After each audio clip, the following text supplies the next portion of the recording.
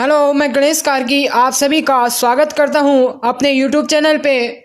आज का जो टॉपिक रहेगा काफ़ी महत्वपूर्ण, जो भारतीय संविधान का जो टॉपिक रहेगा, भारत का महान्यायवादी यानी कि अटॉर्नी जनरल और नियंत्रक एवं महालेखा परीक्षक जो है, दो आज के जो है महत्वपूर्ण टॉपिक रहेंगे। बात करते हैं इसमें जो पहला टॉपिक रहेगा भारत का महान्यायवादी। भारत का महान्यायवादी बात करते हैं अटॉर्नी जनरल ऑफ इंडिया, यानी कि शॉर्ट फॉर्म इसका एजी कहा जाता है इन्हें। तो इसका जो वर्णन किया गया भारतीय संविधान में अनुच्छेद 76 और जो पार्ट है यानी कि जो भाग है 5 और अध्याय चैप्टर फर्स्ट में जो है इसका वर्णन किया गया है। जानते हैं भारत के महान्यायवादी के बारे में। महान्यायवादी भारत सरकार का प्रथम विधिक अधिकारी होते हैं। काफी महत्वपूर्ण है, काफी बार सिंपल से क्वेश्चन आते हैं कि भारत का प्रथम विधिक अधिकारी कौन होता है। तो भारत का प्रथम जो विधिक अधिकारी होता है कौन होता है? महान्यायवादी जो है। विधि अधिकारी नियम और शर्तें जो है किसके अनुसार, यानी कि 1987 के अनुसार भारत में 3 विधिक पद होंगे, ये कहा गया। ठीक है, 1987 के अनुसार कहा गया कि भारत में 3 विधिक पद होंगे।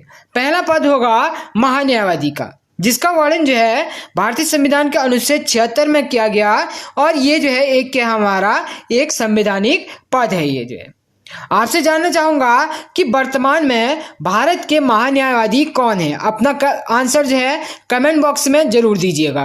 दूसरा जो पद है वो है महाधिवक्ता यानी कि सॉलिसिटर जनरल का जो है।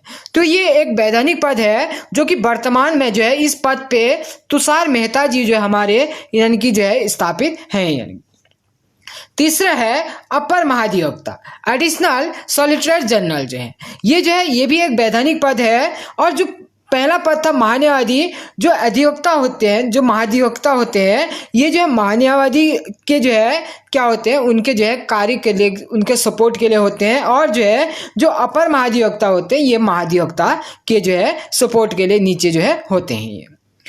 इसके बाद जो अपर महाधिवक्ता की सहायता के लिए होते हैं, जिनका मुख्यालय समय समय पर भारत सरकार द्वारा नई दिल्ली, मुंबई, चेन्नई और इलाहाबाद में बनाया जाता है जो है।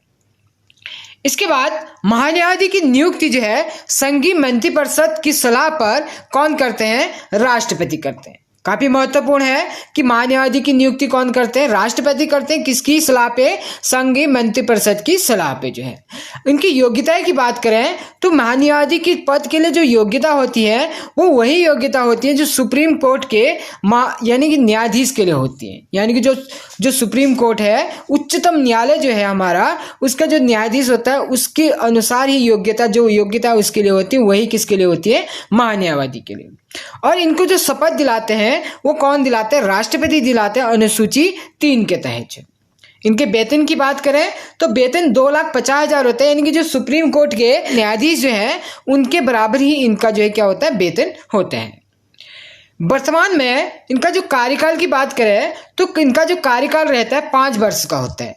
किंतु जो है इससे पहले भी जो है राष्ट्रपति क्या कर सकते हैं? इनको जो है सूचना यानी कि 3 महीने पहले पूर्व सूचना के आधार पे जो है इनको हटा सकते हैं। इसके बाद कार्यकाल से पहले राष्ट्रपति को त्यागपत्र दे सकते हैं। पहला ऑप्शन क्या था कि जो है 5 वर्ष का कार्यकाल इनका होता है, 5 वर्ष से पहले भी जो है कौन हटा सकता है? राष्ट्रपति हटा सकता है। किसके द्वारा? यानी कि 3 महीने के पूर्व सूचना के आधार पे जो उनको हटा सकता है। और अगला पॉइंट है कि कार्यकाल से पहले भी ये क्या कर सकते हैं? अपना त्यागपत्र किसको दे सकते हैं? राष्ट्रपति को दे सकते हैं।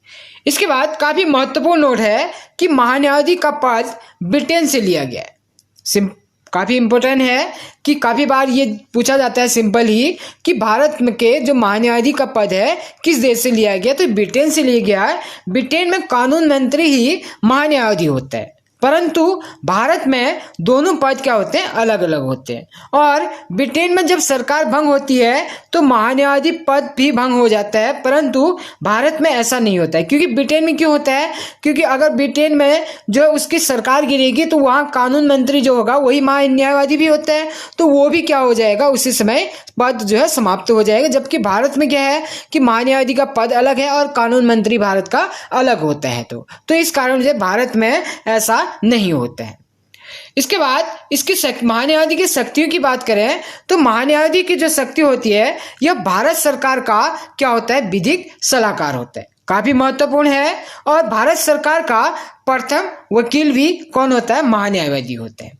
और अनुच्छेद 143 में वर्णन किया गया है कि राष्ट्रपति जब सर्वोच्च न्यायालय से परामर्श मांगेगा तो महान्यायवादी क्या करेगा, सरकार का पद प्रस्तुत करेगा, यानी कि सरकार की तरफ से ये लड़ेगा उस समय पे जो है।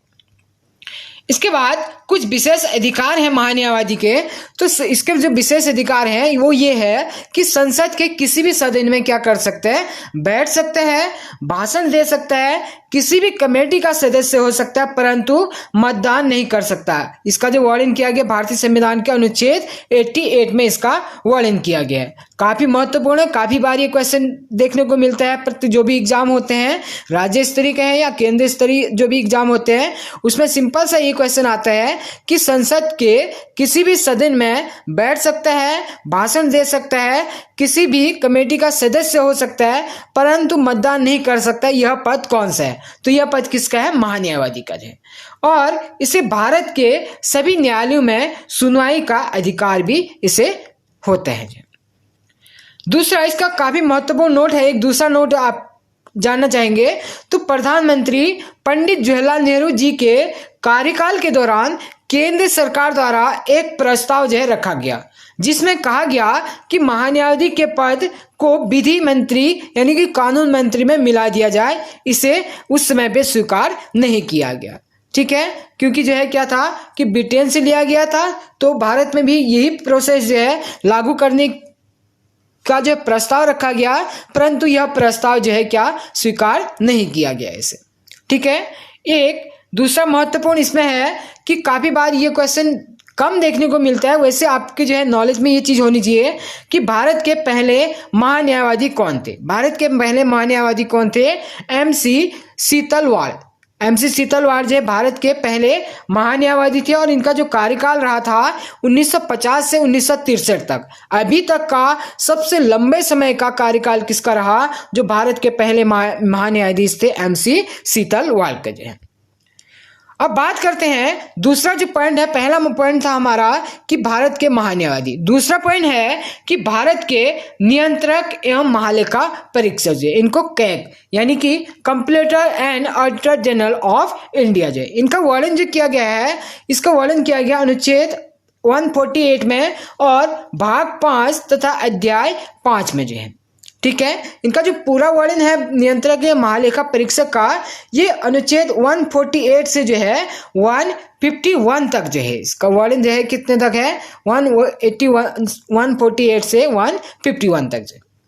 जानते हैं भारत के नियंत्रक एवं महालेखा परीक्षक के बारे में भारतीय संविधान के अध्याय 5 द्वारा स्थापित क्या है, एक अधिकारी है और जो भारत सरकार तथा सभी प्रादेशिक सरकारों के सभी तरह के लेखों का अंकेक्षण करते हैं, यानी कि उनकी जांच करते हैं, तथा वह भारत सरकार के स्वामित्व वाली कंपनियों का भी अंकेक्षण करते हैं, यानी कि भारत सरकार की जो अपनी कंपनियां होती हैं, जो सार्वजनिक कंपनियां होती हैं, उनका भी क्या करते हैं, जो पब्लिक कंपनियां होती हैं उनका भी क्या करते हैं, ये अंकेक्षण करते हैं, उनकी भी लेखा जोखा की जांच करते हैं, तथा उसकी रिपोर्ट पर जो है सार्वजनिक लेखा समितियां क्या करती हैं, इनकी रिपोर्ट जो होती है उन पे ध्यान देती हैं। इसका अगला पॉइंट है कि भारत के कैग एक स्वतंत्र संस्था के रूप में कार्य करते हैं और इस पर सरकार का नियंत्रण नहीं होता है, यानी कि जो है सरकार का इसमें जो है अत्यधिक हस्तक्षेप नहीं होता है, इसीलिए इनको क्या कहा गया है कि एक क्या करते हैं, ये स्वतंत्र संस्था के रूप में कार्य करते हैं। और इनकी जो नियुक्ति होती है ये किसके द्वारा होती है, भारत के राष्ट्रपति जी द्वारा इनकी नियुक्ति की जाती है। कैग ही भारतीय लेखा परीक्षक और भारतीय लेखा सेवा का यानी कि मुखिया होते हैं, ठीक है। कैग क्या होता है कि भारतीय लेखा परीक्षा तथा भारतीय लेखा सेवा का भी क्या होता है, मुखिया होता है। और इसकी वर्तमान कार्यालय की बात करें तो वर्तमान जो कैग का कार्यालय है वो कहाँ पे है, बहादुर शाह जफर रोड, नई दिल्ली में इसका कार्यालय है वर्तमान समय। इनके कार्यकाल की बात करें तो कार्यकाल ये होता है कि इनका जो कार्यकाल होता है या तो जो है 6 वर्ष का होता है या 65 वर्ष की आयु जो है, जो भी पहले हो तो उसके अकॉर्डिंग इनका कार्यकाल होता है। कैग का पद जो है क्या एक संवैधानिक पद है, मगर इसके कार्य एवं शक्तियां समय समय पर क्या होती है इसकी निर्धारित की जाती हैं। इसके बाद काफी महत्वपूर्ण है कि जो है कैग को संविधान का वीआईपी कहा जाता है। काफी बार ये एग्जाम में देखने को मिलता है कि जो है संविधान का वीआईपी किसे कहा जाता है। तो संविधान का वीआईपी किसे कहा जाता है? सीएजी कैग, यानी कि नियंत्रक एवं महालेखा परीक्षक जो भारत के हैं उनको क्या कहा जाता है? संविधान का वीआईपी कहा जाता है। कैग के सदस्यों की संख्या कितनी होती है? 22 होती है, जिसमें 15 सदस्य कहाँ से होते हैं? राज्यों से होते हैं, तथा 7 सदस्य जो है कहाँ से होते हैं? केंद्र शासित प्रदेशों से चुने जाते हैं। इसके बाद विस्तार से जानते हैं इनके बारे में। तो अनुच्छेद 48 की बात करें, अनुच्छेद 48 में वर्णन किया गया है कि कैग को उन्हीं रीति से और आधारों पर हटाया जाएगा जिस तरह उच्च न्यायालय के न्यायाधीश को हटाया जाए, क्योंकि योग्यता क्या थी? उच्चतम न्यायालय के न्यायाधीश के जैसे ही इसमें योग्यता होनी चाहिए थी, तो उसी अकॉर्डिंग ही इनको हटाया भी जाएगा। कैग के वेतन व सेवा की अन्य शर्तें ऐसी होंगी जो संसद विधि द्वारा आधारित होंगी। नेक्स्ट पॉइंट है, इसके वेतन और भत्ते किससे? संचित निधि पे जो है क्या होते हैं? भारत की संचित निधि पे भारित होते हैं, यानी कि संचित निधि से इनका वेतन और भत्ता दिया जाता है। नेक्स्ट है, इनके कार्यकाल के दौरान कोई अलाभकारी परिवर्तन नहीं किया जाएगा। सिर्फ जो है वित्तीय आपातकाल को छोड़कर जो है उसमें परिवर्तन किया जा सकता है। बात करते हैं कैग के पद पर न रह जाने के पश्चात या तो सरकार के या किसी राज्य सरकार के अधीन और किसी पद पर कार्य नहीं करेंगे। यानी कि अगर ये जो है अगर कैग एक बार रिटायरमेंट हो जाते हैं भारत सरकार से, तो उसके बाद ये ना ही किसी जो है केंद्र सरकार के अधीन और ना ही किसी राज्य सरकार के अधीन जो है कार्य करेंगे जो है। नेक्स्ट है अनुच्छेद 49।